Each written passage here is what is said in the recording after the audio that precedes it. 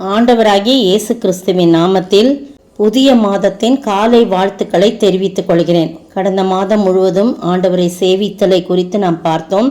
இந்த அக்டோபர் மாதம் அவர் செய்கிற அதிசயங்களை குறித்து நாம் தியானிக்கலாம் ஆவியானுடைய துணை கொண்டு. இன்றைய மன்னா ஆராய்ந்து முடியாத பெரிய காரியங்களையும் எண்ணி முடியாத அதிசயங்களையும் அவர் செய்கிறார். யோபு 5:9. பாருங்க, யோபு பக்தன் சொல்றாரு, ஆராய்ந்து முடியாத பெரிய காரியங்களையும் எண்ணி முடியாத அதிசயங்களையும் அவர் செய்கிறார் என்று சொல்லப்பட்டிருக்குது. யோபு புத்தகத்தில் எழுதப்பட்டிருக்கிறது. அந்த தேமானியனான எலிப்பாஸ் தான் இந்த காரியங்கள்லாம் பேசிக்கிட்டே இருக்கிறாரு. இவரை பார்த்து சொல்கிறாரு, கர்த்தர் இப்போது நீ கூப்பிடும், உமக்கு உத்தரவு கொடுப்பார், உண்டோ பார்ப்போம், பரிசுத்தவான்களை யாரை நோக்கி பார்ப்பீர், அப்படி இப்படின்னு அவரை யோபுவை ரொம்ப குற்றப்படுத்தி பேசுகிறாரு. அப்படி ஏன்னா அவர் கோபம் உன் மேலே இருக்குது அப்படின்ற மாதிரி சொல்கிறாங்க. அதனால தான் உனக்கு இவ்வளோ பிரச்சனைகள்லாம் வந்துச்சு அப்படின்னு சொல்கிறார். அப்போ அதில் தான் ஒரு வார்த்தை, ஆராய்ந்து முடியாத பெரிய காரியங்களையும் எண்ணி முடியாத அதிசயங்களையும் அவர் செய்கிறார். தாழ்ந்தவர்களை உயரத்தில் வைத்து துக்கிக்கிறவர்களை ரட்சித்து உயர்த்துகிறார்னு சொல்லி. அதே பாருங்க, 9ஆம் அதிகாரம் 10ஆம் வசனத்திலே இதே வார்த்தை எழுதப்பட்டிருக்கு. பாருங்க, யோபு அதுக்கு பிரதியுத்தரமாக அவர் சொன்ன வார்த்தையை இதை சொல்கிறான். ஆமாம், ஆராய்ந்து முடியாத பெரிய காரியங்களும் எண்ணி முடியாத அதிசயங்கள் தான் அவர் செய்கிறாரு, இதோ அவர் என் அருகில் போகிறார் அப்படின்னு சொல்லப்பட்டிருக்கிறது.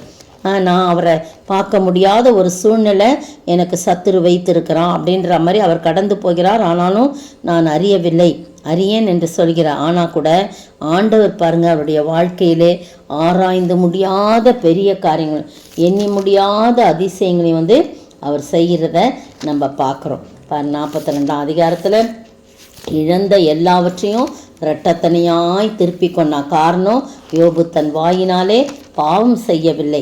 எவ்வளவு நண்பர்களாம் ஒரு மாதிரி தரக்குறைவாக அவருடைய கேரக்டரை கூட டச் பண்ணி அப்படி இப்படின்னு சொன்னால் கூட இவன் நிதானமாய் பேசினான். ஆண்டவர் சொல்கிறார், என் தாசனாகிய யோபு பேசினது போல நீங்கள் என்னை குறித்து நிதானமாய் பேசவில்லை. இதோ சொன்னீங்களே, என் தாசனாகிய யோபு உங்களுக்கு வேண்டுதல் செய்வான், நீங்கள் போய் அவன்கிட்ட சொல்லுங்க, பேசுங்க அப்படின்னு சொன்ன உடனே கர்த்தர் தங்களுக்கு என்ன சொன்னாங்களோ காளைகளெல்லாம் எடுத்துகிட்டு போய் காலை 7 ஆட்டுக்கடாக்கெல்லாம் தெரிஞ்சு கொண்டு என் தாசனாகி யோபனிடத்தில் போய் உங்களுக்காக சர்வாங்க தகன பலியிடுங்கள். அதே மாதிரி அவங்க செய்கிறாங்க. கர்த்தர் பார்த்தீங்கன்னா அவன் இழந்த எல்லாவற்றையும் சிறையிருப்பெல்லாம் மாற்றி ரெட்டத்தனையான ஆசீர்வாதத்தை கொடுக்கறத நம்ம பார்க்குறோம். காரணம், யோபு ஆராய்ந்து முடியாத பெரிய காரியங்கள் எண்ணி முடியாத அதிசயங்கள் என் ஆண்டவராகிய கர்த்தர் செய்வார் என்ற நம்பிக்கையிலும் விசுவாசலும் தன்னுடைய எல்லா நேரங்களிலும் அவர் அவர் நம்பிக்கையோடு இருந்தார். எண்ணாகமத்தில் பார்த்தீங்கன்னா 11ஆம் அதிகாரம் 23ஆம் வசனத்தில் பார்த்தீங்கன்னா அங்கே ஆண்டவர் சொல்கிறாரு, பாருங்க, கர்த்தர் மோசேயை நோக்கி, கர்த்தருடைய கை குறுகி இருக்கிறதோ, என் வார்த்தையின்படி நடக்குமோ நடவாதோ என்று நீ இப்பொழுது காண்பாயின்னு சொல்கிறார். அந்த ஜனங்கள்லாம் முறுமுறுக்கிறாங்க. அந்த ஜனங்கள்லாம் முறுமுறுத்த உடனே ஆண்டவர்கிட்ட என்னால் சமாளிக்க முடியலப்பா, என்னால் ஒருவனாக சமாளிக்க முடியலன்னு 70 பேர் மூப்பர்களை நியமிக்கிறாங்க. எல்லாம் சேருங்க, நாளைக்கு ஜனத்தை பரிசுத்தப்படுத்துங்க. நான் அவர்கள் இறைச்சி சாப்பிட்றதுக்காக தானே உங்கள்கிட்ட கேட்டாங்க, நான் இறைச்சியை கொடுப்பேன் அவங்களுக்கு. அது 1 நாள் 2 நாள் 5 நாள் 10 நாள் 20 நாள் மாத்திரம் அல்ல, 1 மாதம் வரைக்கும் அவங்க புசிப்பீர்கள் என்று சொல்லு. மூக்காலை புறப்பட்டு உங்களுக்கு தெவிட்டி போக மட்டும் புசிப்பீர்கள். உங்களுக்குள்ளே இருக்கிற கர்த்தரை நீங்கள் ரொம்ப அசட்டை பண்ணீங்க. நான் எகிப்திலிருந்து புறப்பட்டோம் என்று அவருக்கு முன்பாக அழுதீர்களே. ஏன் நாங்கள் எகிப்திலிருந்து புறப்பட்டோம், அங்கே கொம்மட்டிக்காய் வெள்ளரிக்காய் எல்லாம் இலவசமாக எங்களுக்கு இதே மன்னாவை கொடுத்துக்கிட்டு இருக்கீங்களே, எங்களுக்கு இறைச்சி கொடுப்பீங்களா அப்படின்னு முணுமுணுத்தீங்கல்ல பாருங்கன்னு சொல்லிட்டு ஆண்டவர் மோசையை கொண்டு சொல்கிறார். அப்போ மோசே சொல்கிறான், என்னோடு இருக்கிற காலாட்கள் மட்டும் 6 லட்சம் பேர் 1 மாதம் முழுதும் புசிக்கும்படி அவளுக்கு எங்கேருந்து இறைச்சி கொடுப்பேன்னு சொன்னீங்களே, ஆடு மாடுகளை அடித்தா கூட போதாதே, சமுத்திரத்தின் மச்சங்களையெல்லாம் சேர்த்தாலும் அவளுக்கு போதுமான்னு கேட்குறான். அப்போ தான் ஆண்டவர் சொல்கிறாரு, நான் என்னால் செய்ய முடியாத அதிசயமான காரியம் இருக்குதா, என் கை குறுகி போயிருக்குதா, என் வார்த்தையின்படி நடக்குமா நடவாதான் இப்போ பாருன்னு சொல்லிட்டு மோசே அந்த காற்றை வீச பண்ணி அங்கேருந்து காடைகளை எல்லாம் என்ன பண்ணுறாங்க, அடித்து கொண்டு வரும்படியாக செய்கிறார். பாளையத்தை சுற்றிலும் இந்த பக்கம் ஒரு நாள் பிரயாணம், அந்த பக்கம் ஒரு நாள் பிரயாணம் பிரயாணம் மட்டும் தரையின் மேல் 2 முழ உயரத்துக்கு விழுந்து கிடக்க செய்து, அவ்வளோ தூரத்தில் அவ்வளோ உயரத்தில் விழுந்து கிடக்க செய்து. பார்த்தீங்களா, அவரால் செய்ய முடியாத அதிசயமான காரியம் ஒன்றுமேல. ஏசாயா 59:1 கூட இதே வசனம்தான் சொல்லப்பட்டிருக்கு. என்ன வசனம்?